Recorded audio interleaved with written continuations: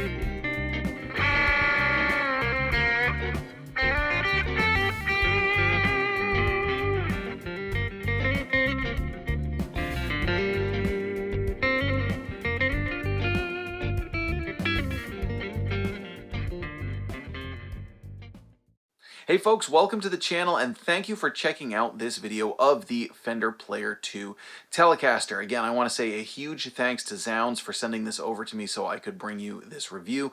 If you are interested in this guitar, please do your shopping through the link below. That's part of their affiliate program. If you shop through that link, you get cool gear, I get a little commission, and they get a sale. It costs absolutely nothing extra for you, and also if you do any shopping through that link. So whether or not you're interested in this guitar, a pack of strings, or a $10,000 PRS, any of that works. So check out stuff through that link below. There's actually two links. We'll talk about that in a few minutes. So this is the Fender Player 2 Telecaster. Now this is a continuation of the long-time series of the standard made in Mexico Fender guitars. And in fact, it actually used to just be called the Standard. I believe it was 10, 15 plus years ago, this series has graduated from what was then just, you'd call it the Fender Standard Telecaster, then you had the Fender American Standard Telecaster, and so on and so forth. They're basically the same kind of breakdown, they've just changed the model names. Now, I've been vocally critical of that with Fender in recent years. I kind of understand it, but it does seem like sometimes they just change things for the sake of changing things and having a new big launch to do, you know, like this is the new Player 2, or this is the American Vintage 2, and there was part of me that went, you know, you had the American Vintage series for like nearly 3 decades, might have been 3 decades before they changed it, and they went through changes along the way, but it didn't always accompany some huge new launch like it was a brand new product. But I also get that the speed of things has changed nowadays with social media and everything. You need to be kind of upfront and grabbing people's attention. So I don't like it, but I'm not necessarily too down about it.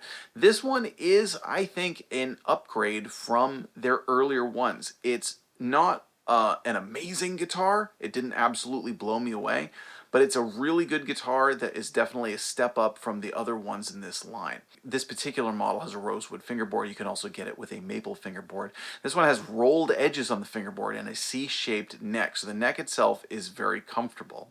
It has Alnico 5 pickups, and one of the things that I really like that they did was just kind of updated the styling. Where, you know, like if you look at the headstock, it looks a little bit more vintage. It has like kind of the bean-shaped tuners as opposed to the big clunky squared-off tuners.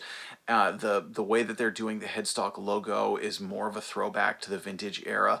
They're coming out with some great finishes. This one's called birch green, which is basically like seafoam green for people who don't want to get all tropical or surfy about it. It's pretty close. It's a nice looking guitar though. It's a nice looking guitar, and what is cool about the Player 2 series, and this is true going back to the other models as well versus like a vintage style one, is you've got the 6 adjustable saddles and you've got the truss rod adjustment at the neck. It's also going to be a little bit quieter than a vintage style guitar. Now all that being said, and again the reason there's 2 links below, This is not that far off price-wise from the Vintera series. Now it's the Vintera 2. Again, they're kind of constantly changing model names, but the Vintera 2.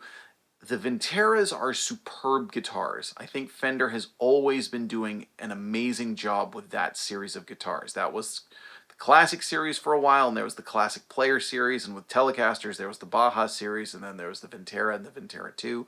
They've all kind of been basically within the same realm with some small variations.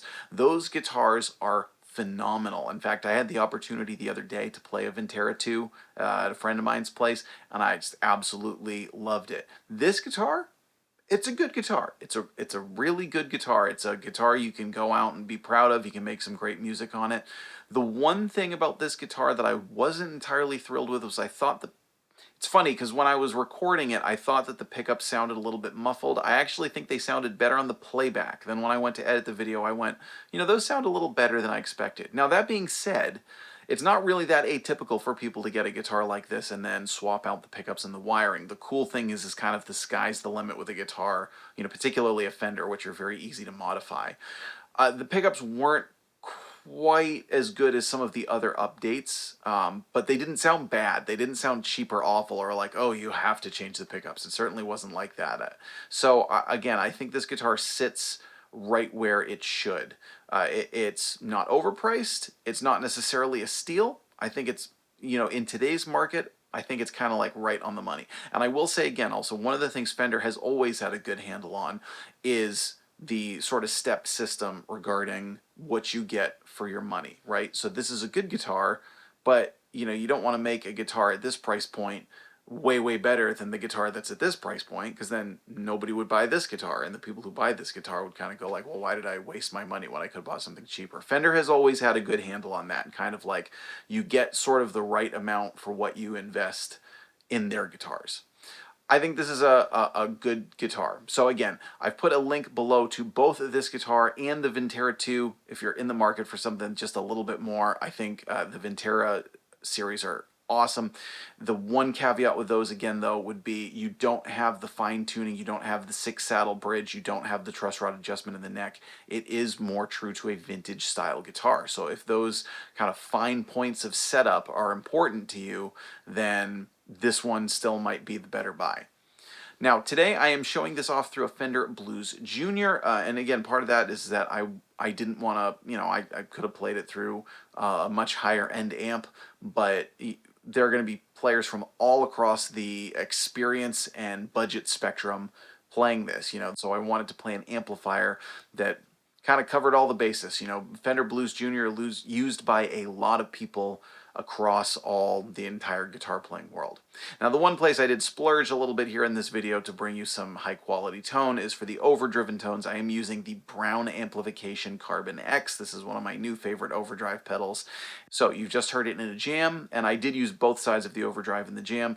Now I'm going to give you a full tonal profile of the guitar, clean and overdriven on all of the pickup settings. And now I am going to use just one half of the Carbon X. So it'll dial back the gain just a slight bit, kind of a nice bluesy, crunchy sort of tone that hopefully gives you a good idea of what these pickups can do.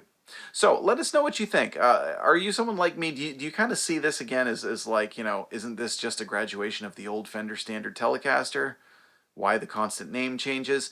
But again, the changes are good. The changes make sense. It seems like they have actually been listening to player feedback and giving players what they want. So in that sense, you know, who cares about the model name? I just want to see Fender putting out good guitars and honoring their legacy.